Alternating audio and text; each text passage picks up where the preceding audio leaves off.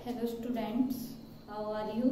जैसा कि हमारा व्याकरण का काम चल रहा है, हमारे 3 चैप्टर हो चुके हैं, उपसर्ग, प्रत्यय, अलंकार। आज हम करेंगे समास। समास समास सबसे पहले हम इसकी परिभाषा लिखेंगे। दो या दो से अधिक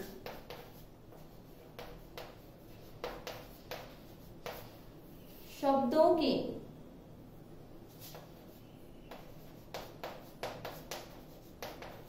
संयोग को समास कहते हैं। ठीक है, दो या दो से अधिक पदों या शब्दों के संयोग को समास कहते हैं। समास के 6 भेद हैं। कितने भेद हैं? 6। दो या दो से अधिक पदों के संयोग को समास कहते हैं। समास में इसमें जो दो पद होते हैं वो मिलकर एक हो जाते हैं और जो विभक्ति होती है उसका लोप हो जाता है। ठीक है, समास के 6 भेद हैं। सबसे पहला है हमारा अव्ययी भाव समास। इसकी परिभाषा लिखेंगे हम। इस समास में पहला पद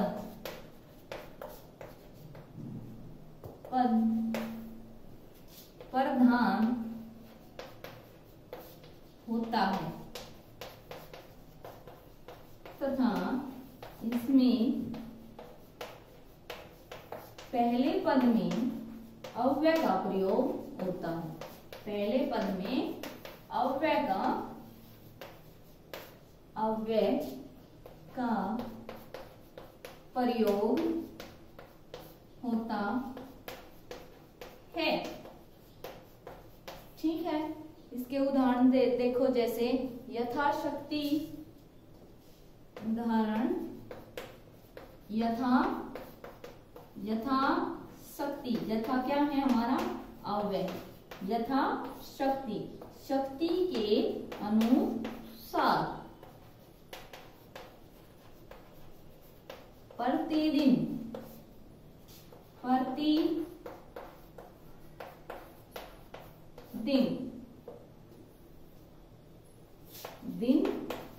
दिन, हर दिन।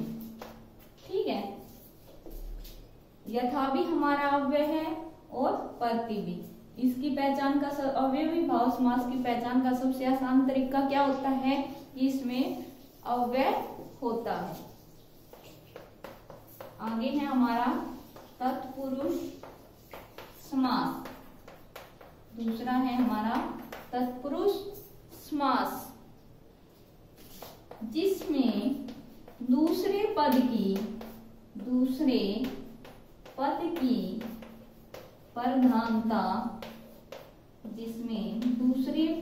प्रधानता होती है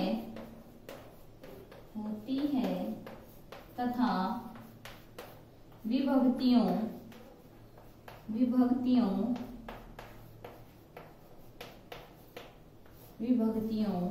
का लोप होता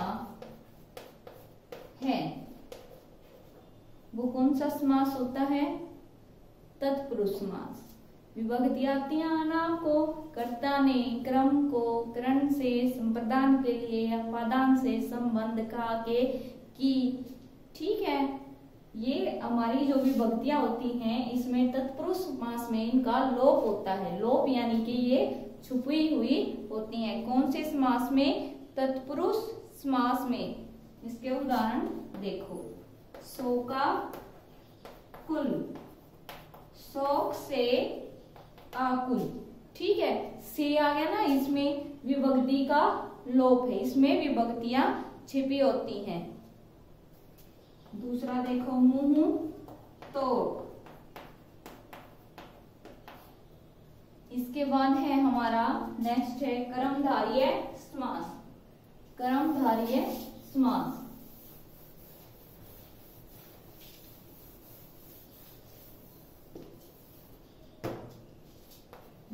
धारती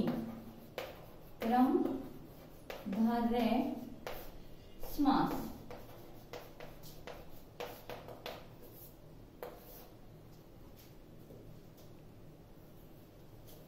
जिस समास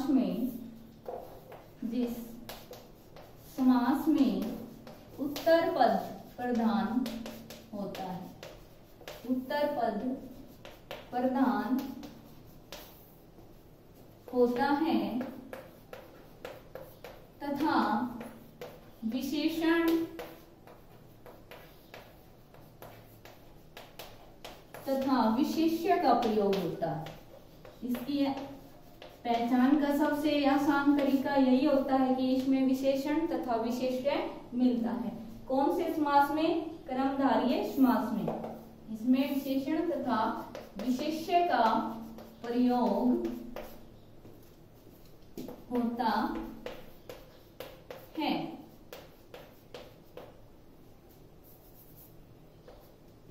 के उदाहरण देखो,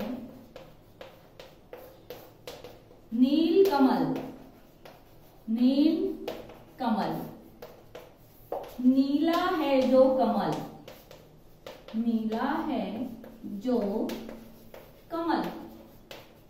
इसमें कमल क्या है? विशेष्य। कमल की विशेषता बताई गई है ना। कमल क्या है हमारा? विशेष्य। विशेष्य क्या होता है? जिसकी विशेषता बताई जाती है। और नीला क्या है? उसकी विशेषता। मिल गए ना इसमें दोनों, विशेष्य भी और विशेषता भी। इसके अलावा देखो, सज्जन, सज्जन, सत है जो जन, सत है जो जन, यानी कि सच्चा है जो मनुष्य। जन क्या है? विशेष्य, और सत क्या है? विशेषता। ये हमारा कर्मधारय समास है। आगे देखो, द्विगु समास, द्विगु समास। द्विगु समास की पहचान करना बहुत ही सरल होता है, क्योंकि इसमें जो पहला पद होता है हमारा वो संख्यावाची होता है, और जो दूसरा पद होता है वो हमारा संज्ञा होता है। द्विगु समास। इस समास में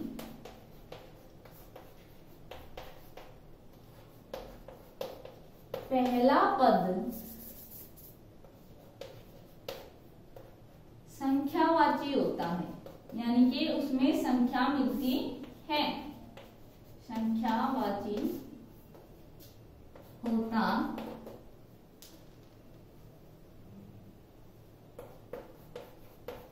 है।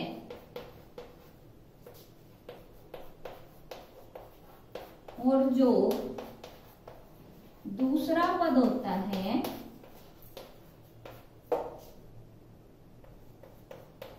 वह संज्ञा होता है। क्या होता है? संज्ञा।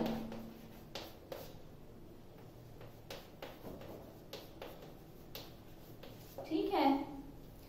देखो, जैसे त्रिदेव, इसके उदाहरण में त्रिदेव। त्रि हमारी क्या है? संख्या है। देव क्या है? संज्ञा है। ठीक है। दूसरा देखो, शब्द, ऋषि। शब्द हमारी क्या है? संज्ञा है, और ऋषि क्या है? शब्द संख्या है, ऋषि क्या है? संज्ञा है। संख्या और संज्ञा दोनों मिलते हैं इसमें। त्रिदेव, शपथ, ऋषि। इसकी आज पहचान करने का सबसे इजी तरीका यही होता है कि इसमें संख्या मिलती है। इसके बाद है हमारा द्वंद्व समास। द्वंद्व समास।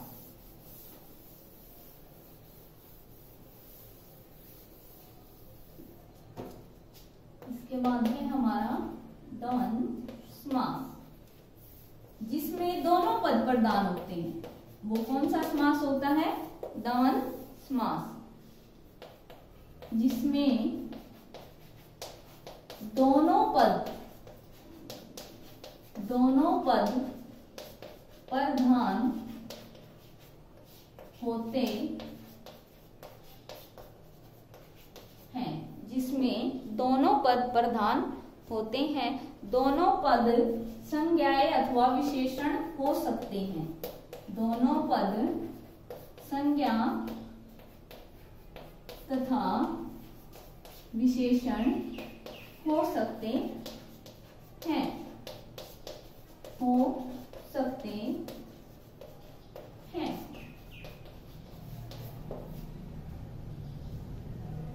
देखो जैसे राजा, रानी, और इसकी पहचान का सबसे आसान तरीका ये होता है, हमेशा जोड़ों में मिलता है, कभी अकेला नहीं मिलता। राजा रंग, अन्न जल, और पहचान के लिए जो बीच में ये डैश लगाते हैं हम, ये भी होता है इसमें, अन्न जल। ठीक है, ये है द्वंद्व समास। इसमें दोनों पद क्या है, संज्ञा भी हो सकते हैं, विशेषण भी हो सकते हैं। इसमें दोनों ही पद प्रधान होते हैं। आगे है हमारा बहुव्रीहि समास। बहुव्रीहि समास। बहुव्रीहि समास में न ही पहला पद प्रधान होता है और न ही दूसरा। इसमें कोई अन्य पद प्रधान होता है, यानी संकेत के माध्यम से बताया जाता है। उसमें एक हल्का सा संकेत दिया जाता है पद के बारे में। बहुव्रीहि समास जिसमें कोई भी पद प्रधान नहीं होता,